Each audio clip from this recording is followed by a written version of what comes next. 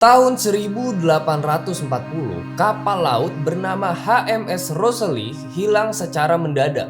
Lalu, kejadian ini terus berlanjut sampai US Air Force KB-50, sebuah pesawat dari Amerika Serikat lenyap begitu aja setelah melewati perairan ini. Dan banyak lagi cerita hilangnya kapal atau pesawat yang sampai sekarang masih menjadi misteri ketika melewati perairan segitiga Bermuda. Udah banyak cerita yang terjadi di segitiga Bermuda ini. Bahkan terdapat banyak sisa-sisa bangkai kapal yang tenggelam ratusan tahun yang lalu. Sudah lebih 2000 kapal laut dan 200 pesawat. Gila, coba kalian bayangin. Banyak banget kan? Kapal dan pesawat ini pada tenggelam di segitiga Bermuda dan juga akhirnya saking banyaknya kasus di segitiga Bermuda, banyak muncul teori konspirasi. Mulai dari tempat markasnya alien, adanya hewan raksasa, dan lain-lain yang ngebuat tempat ini jadi dianggap sebagai tempat paling angker di dunia. So, nama gue Adam dan ini dia segitiga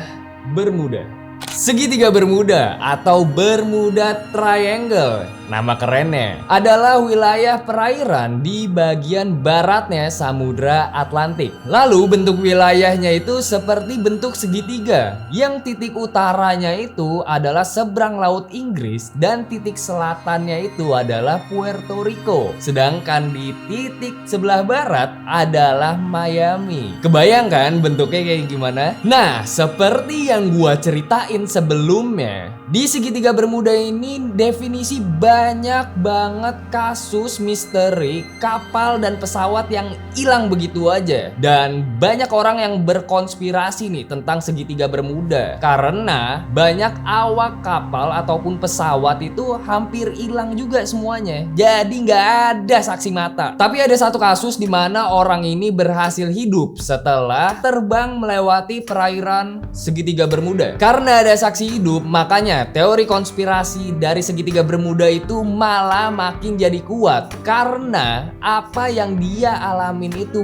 bener-bener di luar nalar. Ya, daripada nebak-nebakan teori konspirasinya apaan aja. Nah, jadi gua bakal ceritain nih 3 kasus misterius yang terjadi di segitiga Bermuda. Yang pertama, kapal Mary Celeste. Pada 4 Desember 1872 dengan menggunakan teropong, awak kapal Inggris Dei Gracia melihat penampakan kapal dengan layar terkembang di lepas pantai Portugis. Nah, saat diamati, ada yang aneh pada kapal tersebut. Kapal itu hanya mengapung tanpa terkendali dan pada layarnya juga tampak aneh gitu. Kapten Dei Gracia, David Morehouse, kaget sekaget-kagetnya karena baru sadar kalau kapal yang dia lihat itu adalah kapal Mary Celeste maksudnya. Nah, kapal Mary Celeste ini sudah meninggalkan kota New York 8 hari sebelum kapal yang ia nakodai itu angkat jangkar.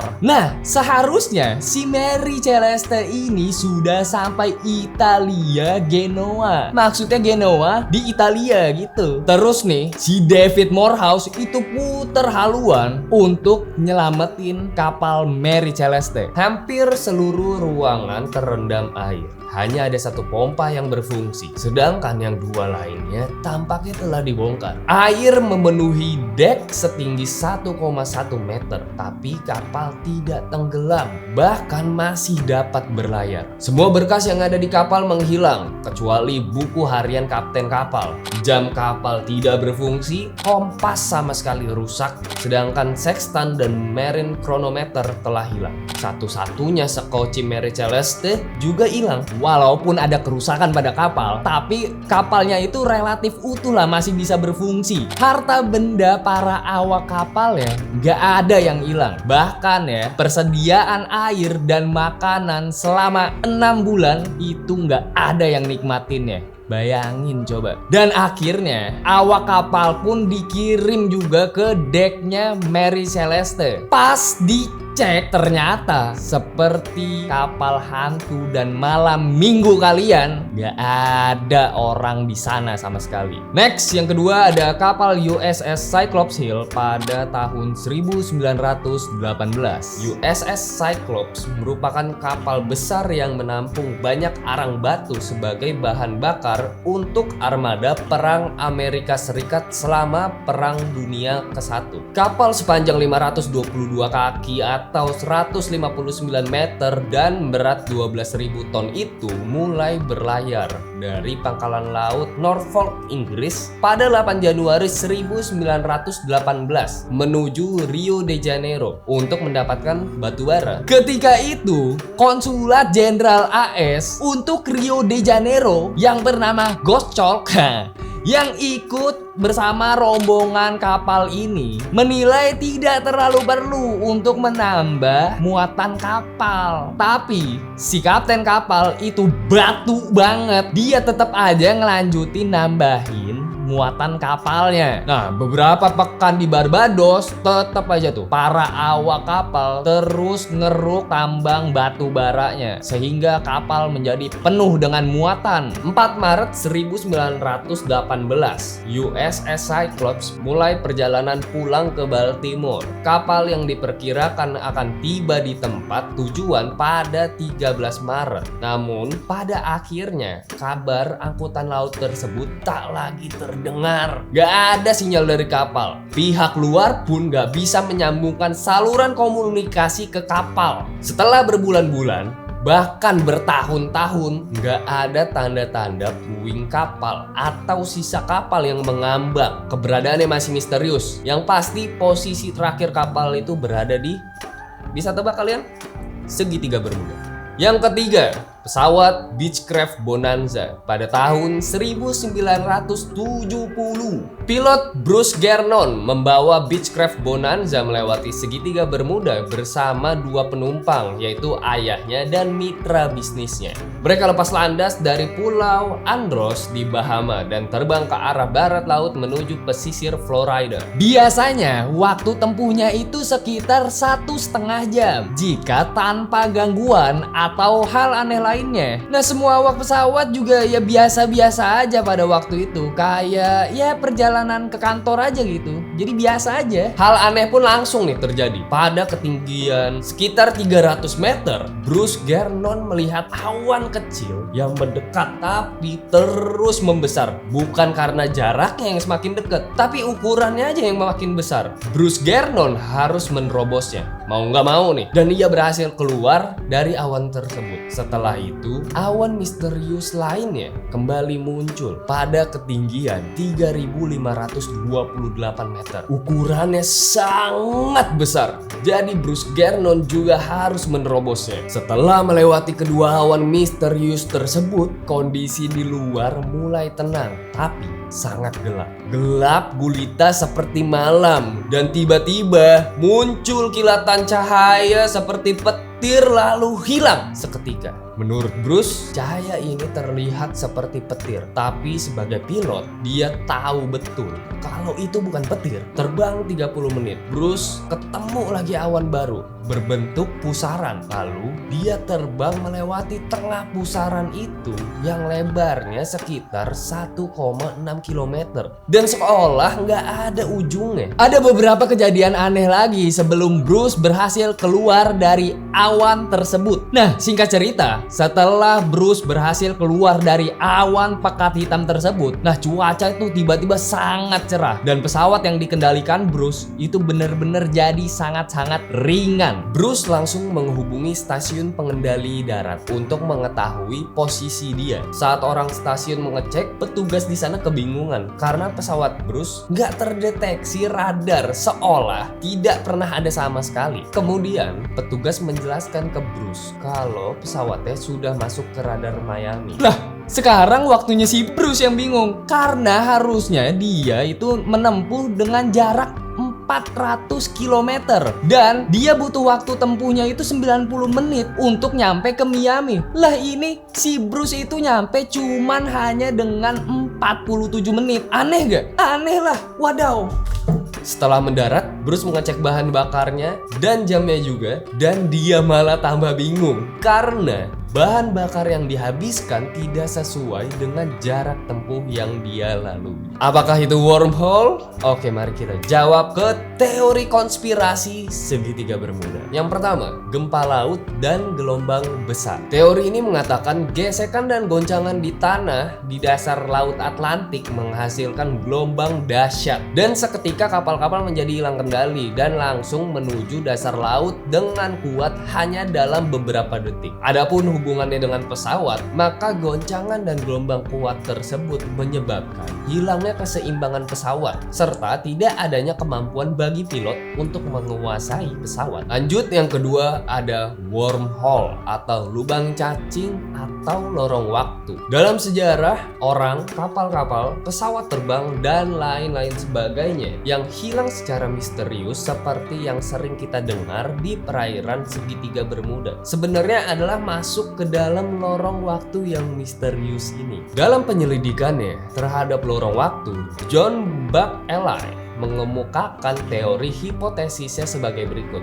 Objektivitas keberadaan lorong waktu adalah bersifat kematerialan, tidak terlihat, tidak dapat disentuh, tertutup untuk dunia fana kehidupan umat manusia, tapi tidak mutlak karena kadang-kadang ia akan membukanya. Lorong waktu dengan dunia manusia bukanlah suatu sistem waktu setelah memasuki seperangkat sistem waktu. Ada kemungkinan kembali ke masa lalu yang sangat jauh atau memasuki masa depan. Karena di dalam lorong waktu ini, waktu dapat bersifat searah maupun berlawanan arah. Bisa bergerak lurus, juga bisa berbalik, dan bahkan bisa diam membeku. Terhadap dunia fana di bumi, jika memasuki lorong waktu, berarti hilang secara misterius, dan jika keluar dari lorong waktu itu, maka artinya adalah muncul lagi secara misterius, entah di waktu masa depan atau di masa lalu. Karena lorong waktu dan bumi bukan sebuah sistem waktu, dan waktu bisa membeku, maka meskipun menghilang 3 tahun, 5 tahun,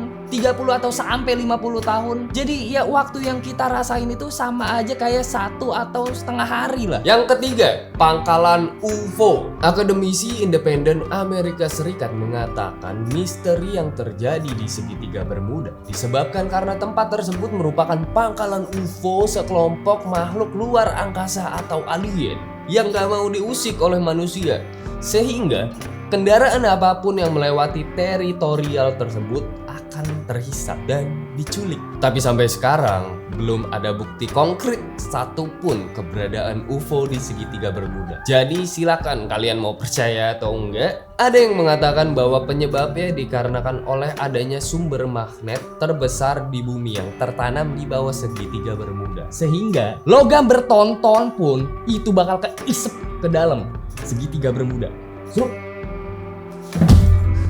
Yang keempat, ada gas metana dan pusaran air. Teori ini dipublikasikan pertama kali pada tahun 1981 oleh Badan Penyelidikan Geologi Amerika Serikat. Menurut Bill Dillon dari US Geological Survey, air bercahaya putih itulah penyebab.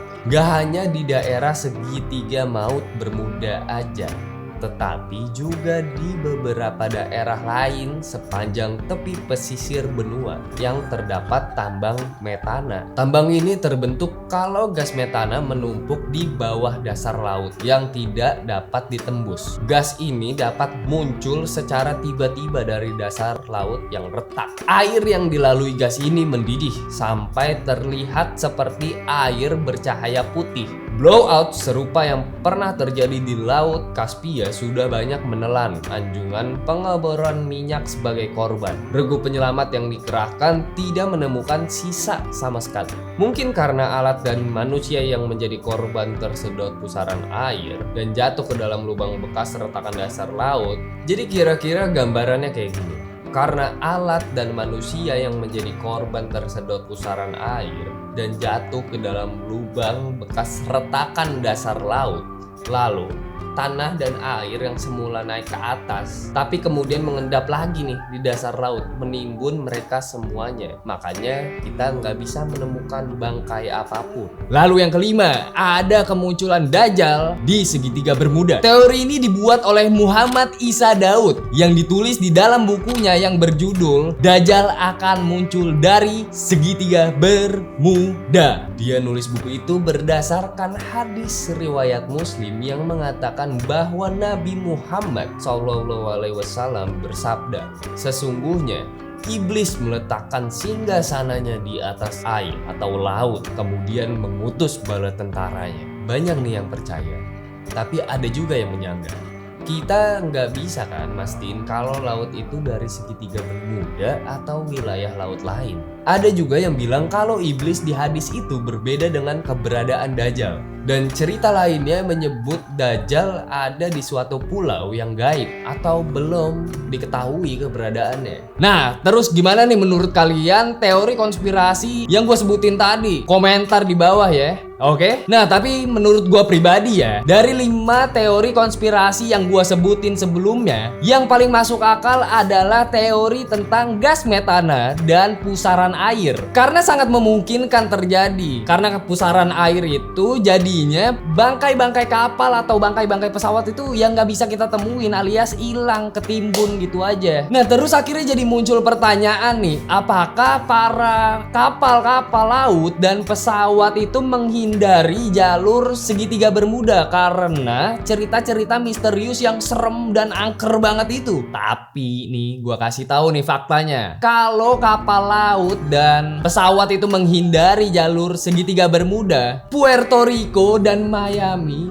akan sepi, bro. Pariwisata Puerto Rico dan Miami itu bakal hancur total. Wilayah segitiga Bermuda itu adalah jalur penerbangan dan pelayaran terpadat di dunia. Nah, tapi segitiga Bermuda ini memang tempat yang sangat rawan, bukan karena UFO ataupun Dajjal muncul dari situ, tapi karena segitiga Bermuda itu rawan badai tropisnya. Karena teori-teori ini bikin gue emosi ya. Udahlah, gue nih, nama gue Adam, gue signing out and peace. Bye-bye. Dadah semuanya. Ondel-ondel lagi. Dadah. Dadah. Cut kali. Tolong dong. Capek nih. Panas.